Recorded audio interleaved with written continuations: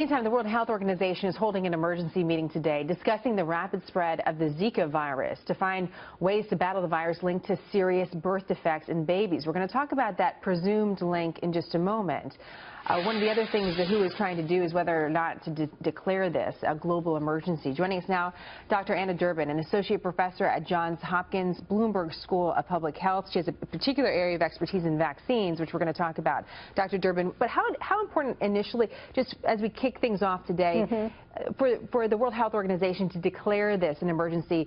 They haven't done it yet. Do you think they should, and what would be the impact of that? Well, I think that they probably will declare it an emergency of international importance because of the rapid and, as Margaret Chen said, explosive spread of Zika throughout the area. And once that declaration is made, what that helps happen is a coordinated international effort to combat not only the disease, but the mosquito as well. Okay, so we're going to watch for that announcement, whether or not it comes today, which we expect it to, and we'll see what the quote-unquote verdict is. Dr. Durbin, one of the concerns as we take a look at the story is the discussion of microcephaly in infants, of women who are pregnant that were apparently bitten by a mosquito that carries this virus. Now, as we've been reporting out this story, the tone of that has changed a little bit to where it's gone from, if you get bit by a mosquito with this, your baby's going to have this, to something a little bit more cautious. Can you tell us what is the truth about this birth defect and this mosquito and the virus?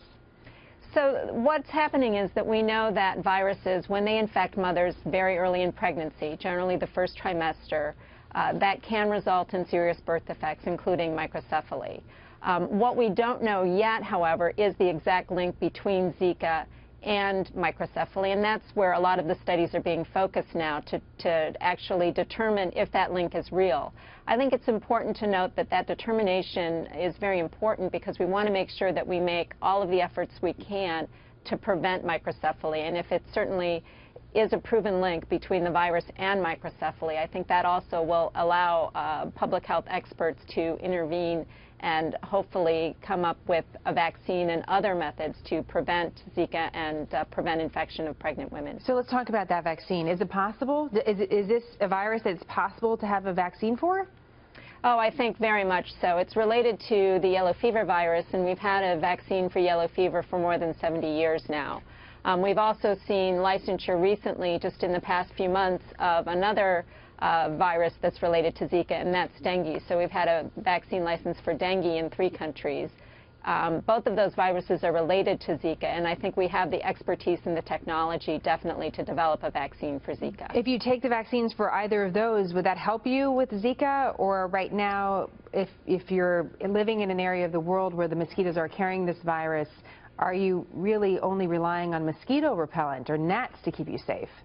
So right now we're relying on mosquito repellents. It does not appear that those vaccines would prevent Zika. We know, for instance, in Brazil that a lot of the population is already vaccinated against yellow fever, and that, of course, is where this explosive epidemic has really been well characterized. And just real quick, Dr. Durbin, because again, your area of expertise is vaccines, how far away are we really from a Zika virus vaccine? With the summer coming, I know it seems far away, but it'll be here before we know it.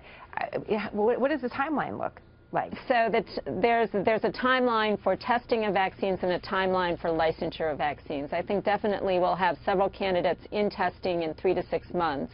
It's unclear how long that would take to be licensed. Again, with international and efforts to accelerate the process, we may have, for instance, testing done in highly at-risk populations, such as women before they become pregnant, that could be implemented in maybe 2 to 3 years. But it really depends on the safety and, you know, the efficacy or the effectiveness of those experimental vaccines once they're in trial. It'll be interesting to watch. Again, the story keeps on gathering steam, something new every day and something that we're watching very closely. Dr. Durbin, great to have you on the program. Thank you.